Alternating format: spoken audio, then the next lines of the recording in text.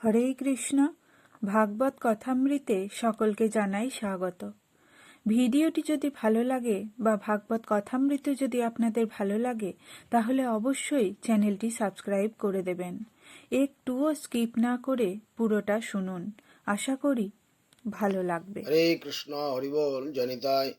আজ 9 তারিখ নভেম্বর, রবিবার 2025। প্রতিদিন অনলাইন সৎসঙ্গ শুরু করার আগে আমি আমার গুরুপাদ পদ্মের শ্রীচরণে অহেতুকি ভক্তি প্রার্থনা করি। ভক্তি সিদ্ধান্ত সরস্বতী গোস্বামী প্রভুপাদের শ্রী চরণান্তকে শতকোটি ভক্তিপূর্ণ প্রণাম জানাই। শ্রী শ্রী শ্যামবাবার চরণে দণ্ডবত প্রণাম। সমস্ত গৌরাঙ্গ পরিবারের সকলকে আমি দণ্ডবত প্রণাম জানাই এবং সকলের কাছে আমি কৃপা এবং আশীর্বাদ প্রার্থনা করছি।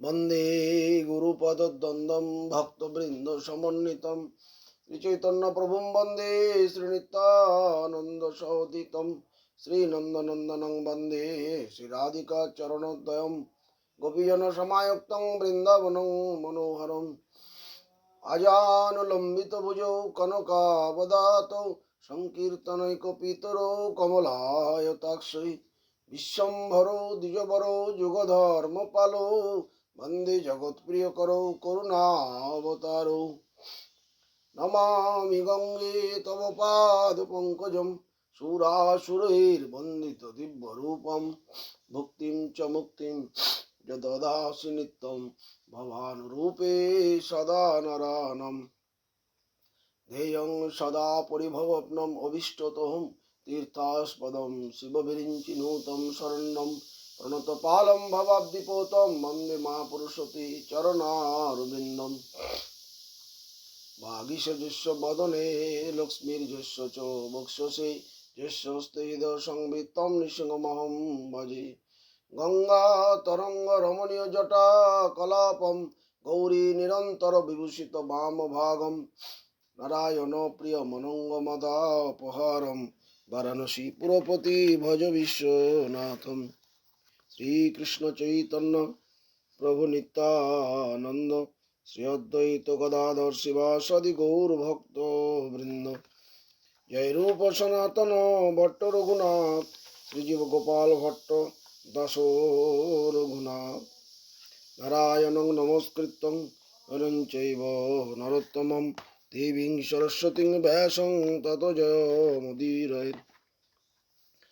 ओम हरे कृष्ण कृष्ण कृष्ण हरे हरे हरे राम राम राम हरे हरे। गौरी गोष्ठीपति भक्ति सिद्धांत सरस्वती ठाकुर प्रभुपाद परमहंस जगद्गुरु আমাদের জানিয়েছেন যে কৃষ্ণ ভগবান যদি জীবকে দয়া করেন তবেই সেই জীব হরি সেবা করতে পারে, ভগবানের সেবা করতে পারে। ভগবানের সেবা করাটা অত সহজ নয়। গুরু বৈষ্ণবের সঙ্গ সান্নিধ্য থেকে হরি সেবা করা অত সহজ নয়, এটা দুর্লভ, এটা অসম্ভব, করা যায় না। তো বলছেন যে প্রভুপাদ বলছেন যে 14 পুরুষের কোনো সাধ্য নাই যে এত হাঙ্গামা, এই যে সংসার, এই সংসারে এত হাঙ্গামা, সেগুলোকে সব কাটিয়ে হরিসেবা সে করতে পারে। কোনো জীবের পক্ষে এটা সম্ভব নয়। সেই জীব যদি কৃষ্ণের কৃপা না পায়, গুরু বৈষ্ণবের থেকে শক্তি না পায়, তাহলে সে কখনোই সে সংসারী জীব সে হরিসেবা করতে পারে না। হরিসেবাটা কোনো তামাশার কথা নয়, হাসি ঠাট্টার কথা নয়, রঙ্গরসিকতার কথা নয়, এটা সিরিয়াস হরিসেবা। ভগবান তার সেবা করাটা জীবের সত্যিই কঠিন। প্রভুপাদ বলছেন। তো কথা হচ্ছে যে জন্ম নামক যে একটা যোশিত জন্ম, আমি ভালো বংশে জন্মগ্রহণ করেছি, ঐশ্বর্য, আমার অনেক সম্পত্তি আছে, ঐশ্বর্য নামক একটা যোশিত, পাণ্ডিত্য আমার অনেক, আমি জ্ঞান বুদ্ধি আমি অনেক জানি বুঝি, এটা একটা যোশিত। সৌন্দর্য নামক যোশিত, আমি খুব সুন্দর দেখতে, আমাকে সবাই ভালো বলে, আমাকে যে দেখে সে বলে তুমি খুব সুন্দর, তোমায় খুব দেখতে ভালো লাগে। সৌন্দর্য নামক, এটা আমার পক্ষে ক্ষতিকর, এটা কখনোই ভালো জিনিস নয়, এটাও যোশিত বলছেন। তাহলে এই যে 4টি যোশিত আমাকে শেষ করে দিচ্ছে। আমরা বুঝতে পারছি না যে এরা কত ভয়ানক ভজন করার জন্য, ভজন করতে গেলে, ভগবানকে লাভ করতে গেলে এই যে যোশিত, এগুলো থাকলে কোনো অসুবিধা নেই, কিন্তু এগুলোকে ভগবানের সেবায়, গোপীজন বল্লভের সেবায় নিযুক্ত করতে হবে। তাহলে পরে কোনো অসুবিধা নেই। কিন্তু আমি যদি ভগবানের সেবা না করি, এগুলো আমাকে অহংকারের মধ্যে আমাকে পতন করিয়ে দেবে। তাই বলছেন যে ভগবত সম্পর্ক, যে একটা, সেই ভগবত সম্পর্কে জগৎ দর্শন করতে হবে ভগবানের সঙ্গে সম্পর্ক রেখে। আর না হলে আমি আমাকে সব শেষ করে দেবে, আমি নিজে কিছু বুঝতে পারবো না, কারণ আমার মধ্যে এমন এক জড় মায়া ঢুকে আছে যে আমাকে সব আস্তে আস্তে শেষ করে দেবে।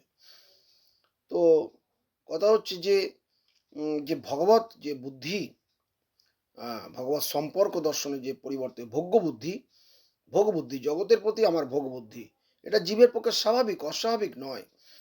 ভোগ বুদ্ধি এটা কি হচ্ছে, জগতে প্রভুত্ব করার ইচ্ছা জাগছে, আমার ভোগ করার ইচ্ছা জাগছে, এই তখনই হচ্ছে মুশকিল, আমরা ভগবান থেকে দূরে চলে যাচ্ছি। তো আমি যে কর্তা, এটা আমি কর্তা হয়ে শ্রবণ করব, কর্তা হয়ে দর্শন করব, কর্তা হয়ে কীর্তন করব, স্মরণ, এটা এটা অভক্তের বিচার। প্রভুপাদ বলছেন এটা এটা ঠিক নয়, এটা অভক্তের বিচার। যখন আমরা সেই কর্তৃত্ব অভিমানকে পরিত্যাগ করে দিয়ে নিজে প্রভু সাজবার যে বৃত্তি, সেটাকে পরিত্যাগ করে দিয়ে ভগবানের সেবায় নিযুক্ত হব, তখনই আমাদের সুবিধা হবে, মঙ্গল লাভ হবে। আর আমরা ভগবানের এই যে ভগবত সেবকের সাধুর সঙ্গে, ভক্তর সঙ্গে, সাধুর সঙ্গে সবসময় থাকার কথা বলেছেন। 24 ঘন্টার মধ্যে সবসময় সাধুর সঙ্গে থাকতে হবে। সাধুর সঙ্গে থাকা মানে সাধুর কথাকে পালন করা। সাধুর সঙ্গে থাকার শব্দ অর্থ হচ্ছে সাধুর কথা পালন করা। আমরা সর্বতভাবে যে ভগবত পাদ পদ্মে নির্ভর করব সবসময়, সমস্ত বিপদ সমস্যার মীমাংসা ভগবানের বিধানের উপর সম্পূর্ণ নির্ভর করা, ভগবান যা করেন মঙ্গলের জন্য করেন, এই বিধানটাকে মেনে নেওয়া। এই জগতে যে পতিপত্নীর যে সম্বন্ধ, পিতা পুত্রের সম্বন্ধ, বন্ধু বান্ধব, এইসব নানা রকম যে সম্বন্ধ রয়েছে, এগুলোতে আমরা সম্বন্ধ জ্ঞান করে মেতে রয়েছি জগৎ সংসারে। এটা ধ্বংসাত্মক, এটা চিরদিন থাকবে না। এই জ্ঞান আমাদের হচ্ছে না, আমরা নির্বুদ্ধিতা ক্রমে এখানে মেতে রয়েছি, আমাদের স্বরূপ জ্ঞান নেই। এসব সব অনিত্য সম্বন্ধ রয়েছে। তা এই জগতে থেকে বৈকুণ্ঠ লোকে যাওয়া যায় ভগবানের সেবা আরম্ভ করলে। আবার এই জগতে থেকে, সবের মধ্যে থেকে, জড় জগতে থেকেও থাকলেও সে বৈকুণ্ঠ জগতে যেতে পারে যদি আমরা ভগবানের সেবা করি। আর অপরের কাছ থেকে সেবা গ্রহণ করার যে আমার ইচ্ছা, এটাতে ত্রিতাপ, দুঃখ অনিবার্য। আমরা কৃষ্ণ নই, আমরা প্রভু নই, আমরা কৃষ্ণের সেবক, আমরা ভগবানের সেবক। তাহলে ভগবানের সেবক, আমরা নিত্য ভগবানের সেবা করাটাই আমার উচিত বা কর্তব্য।